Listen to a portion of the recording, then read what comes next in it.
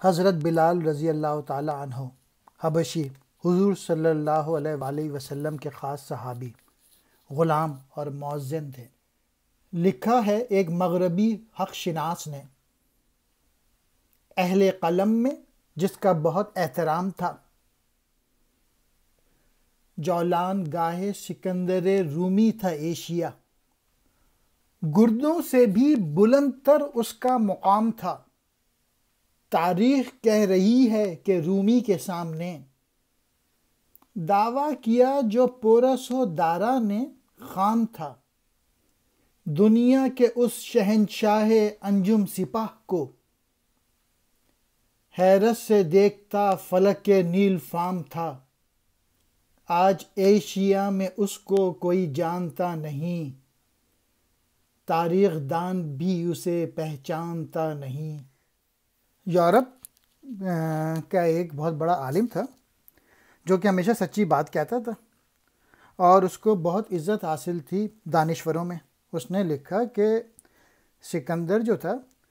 وہ ایشیا میں اپنی فتوحات کے گھوڑے دوڑا رہا تھا اور اس کا جو مقام تھا وہ آسمان سے بھی اونچا تھا، اور تاریخ گواہ ہے کہ پورس جو کہ ہندوستان کا بہت بڑا راجا تھا، اور دارا جو کہ ایران کا بادشاہ تھا، سکندر اعظم نے دونوں کو شکست دی تھی۔ اور اقبال مزید کہتے ہیں کہ سکندر جو تھا وہ ستاروں جیسا فوج والا شہنشاہ تھا، اسے آسمان بھی حیرت سے دیکھتا تھا،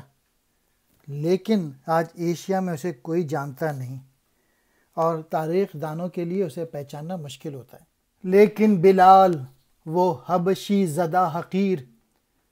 فطرت تھی جس کی نور نبوت سے مستنیر کے معنی روشن، جس کا امی ازل سے ہوا سینہ بلال،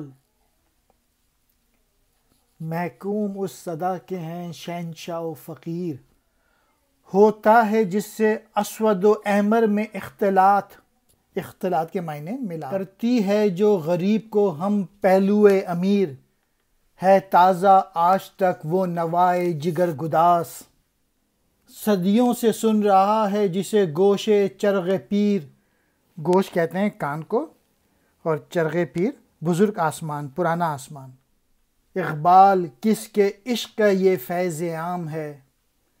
رومی فنا ہوا حبشی کو دوام ہے۔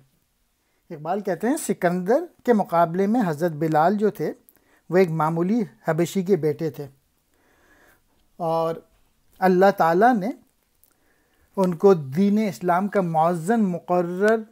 کر دیا تھا۔ اللہ تعالیٰ نے یہ امامت انہیں روز ازل سے ہی سونپ دی اور محکوم ہو جاتے تھے، لوگ سر جھکا دیتے تھے،